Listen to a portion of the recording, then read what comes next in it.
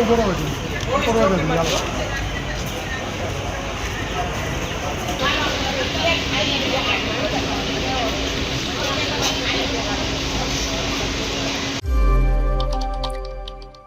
દ્રશ્યો તમે જોયા, આ દ્રશ્યો એ પરિવારોના છે જેમણે પોતાના સ્વજનો, પોતાના મોભીઓને ગુમાવ્યા છે. ભાવનગરનો એ ચકચારી લઠ્ઠાકાંડ જેમાં 13 લોકોના મોત થઈ ગયા છે અને હજુ પણ ઘણા લોકો હોસ્પિટલમાં જીવન અને મરણના ઝોલા ખાઈ રહ્યા છે. શું ને સમગ્ર મામલો, તેના વિશે વિગતે ચર્ચા કરીશું. નમસ્કાર, આપ જોઈ રહ્યા છો નિર્ભય ન્યૂઝ. હું છું આપની સાથે પ્રથમ મોદી. ભાવનગરમાંથી લઠ્ઠાકાંડ સામે આવ્યો. ગુજરાતની નકલી દારૂબંધીની પોલ ખુલી ગઈ અને અત્યારે જે પ્રકારે હોસ્પિટલની બહારથી જે દ્રશ્યો સામે આવી રહ્યા છે તે લોકોના રૂવાડા ઊભા કરી દે એવા છે. જે પ્રકારે અત્યારે જે મૃતકો છે તેમના સ્વજનો જ્યારે હોસ્પિટલ પહોંચી રહ્યા છે અને આ દ્રશ્યો એટલા ભાવુક છે કે આપણા સરકારી તંત્રની આ પોલ ખોલી કાઢે છે. ગુજરાતની દારૂબંધી, ગુજરાતની જે મોટી મોટી વાતો જે છે તેની પોલ આ લઠ્ઠાકાંડે ખોલી કાઢી છે.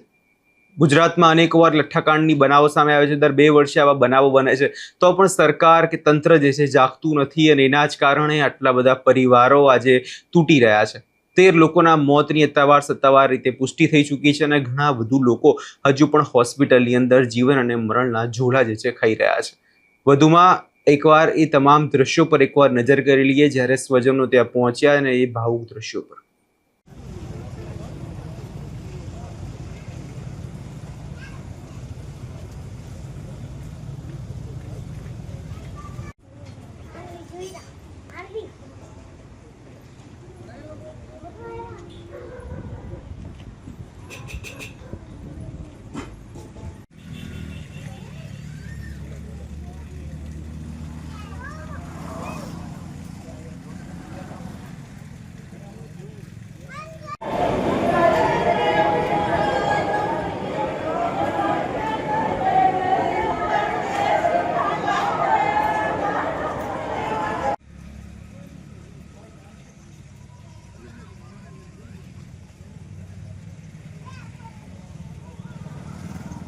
ના નહીં ભલે પછી રાખું છું વાતચીત કરો માઇક છે ના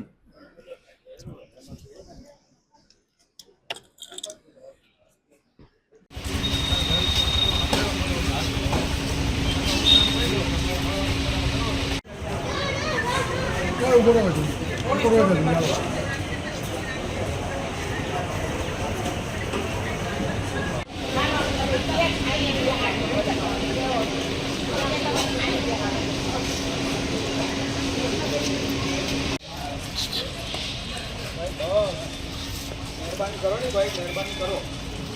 પછી તમે લોકો નીકળો રાખો મને તો રાખો.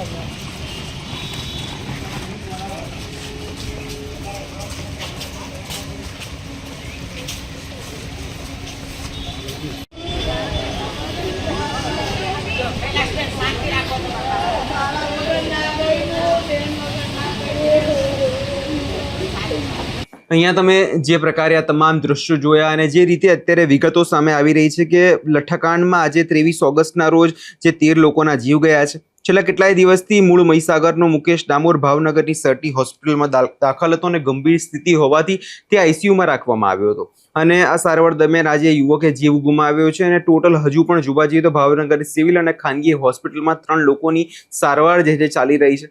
વર્તેજ પોલીસમાં જે જોવા જઈએ તો અત્યારે જે આ બોટલો સાથે લોકોને ઝડપી પાડવામાં આવી રહ્યા છે. પૂછપરછ દરમિયાન એક હમણાં આરોપી જે ઝડપાયો તેની પાસે એક પેટીના 8,500 લેખે 5 પેટી હતી. જોકે વાસમાં આવતી હોવાથી જે કિશની હરદીપ મોરીએ માલ પરત લઈ જવાનું કહી હરદીપસિંહે ફોન બંધ કર્યો, જેથી અમુક બોટલો વેચી દીધી હતી. જ્યારે 18 લોકોએ લઠ્ઠાકાંડ સામે આવતા પાસે રહેલી 5 બોટલો જાડી ઝાંખરામાં તેણે નાશ કર્યો હતો. વર્તેજ પોલીસ જય કિશન ડાંગર અને દારૂનો જથ્થો આપનાર હરદીપ સામે પ્રોહિબિશન એક્ટ હેઠળ ગુનો દાખલ કરવામાં આવ્યો છે અને હરદીપ મોરીને ઝડપી લેવામાં પણ મેદાને ટીમ જે છે ઉતારી દેવામાં આવી છે. જે પ્રકારે અત્યારે જોવા જઈએ તો એસએમસીની ટીમ અત્યારે આખી આ મામલે તપાસ જે ચાલી રહી છે. 13 આરોપીઓની ધરપકડ કરવામાં આવી છે અને હજુ પણ વધુ જે છે આરોપીઓની ધરપકડ થઈ શકે એવી પૂરેપૂરી શક્યતા આખા કેસની અંદર આપણને જોવા મળી રહી છે. આ લઠ્ઠાકાંડની અંદર ઘણા બધા નેતાઓ મેદાને ઉતર્યા હતા. ગોપાલ ઇટાલિયા પણ મેદાને ઉતર્યા હતા. જોવા જઈએ તો આપણે જિગ્નેશ મેવાણી દ્વારા પણ આ મામલે વિરોધ કરવામાં આવ્યો છે અને આમ આદમી પાર્ટીએ તો આ મુદ્દાને લઈ ખૂબ જ લડી લેવાના મૂડમાં એવું લાગે છે, કેમ કે ગુજરાતભરની અંદર આજે વિરોધ પ્રદર્શન કરવામાં આવ્યા.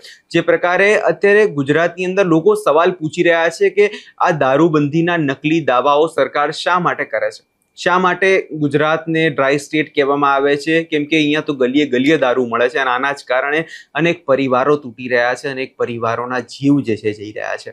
જે પ્રકારે આ બનાવો બની રહ્યા છે એને લઈ જોવાનું આગામી દિવસોમાં એ રહેશે કે આ બનાવો ક્યારે અટકે છે, ક્યારે આના જે મોટા મળતિયાઓ છે પકડાય છે, જે ગુજરાતની અંદર દારૂ ઘુસાડી રહ્યા છે, અને એ અધિકારીઓનું શું થાય છે, કેમ કે હવે ગગનદીપસિંહ ગંભીર જે છે આ મામલે મેદાને ઉતરી પડ્યા છે અને કહેવાય છે કે તે લેડી સિંઘમ છે અને કોઈ પણ અધિકારીઓને આની પાછળ જે હશે, જેને દારૂના હપ્તા મળતા હતા, જે આ બુટલેગરોને છાવરતા હતા, એવા તમામ અધિકારીઓ સામે કડક પગલાં ભરવા અમને મેદાને લાવવામાં આવ્યા છે. આ વિષયને લઈને તમારો શું અભિપ્રાય છે અમને કમેન્ટ કરી ચોક્કસથી જણાવજો. અમારી ચેનલ નિર્ભય ન્યૂઝને લાઇક, શેર અને સબસ્ક્રાઇબ કરવાનું ભૂલશો નહીં.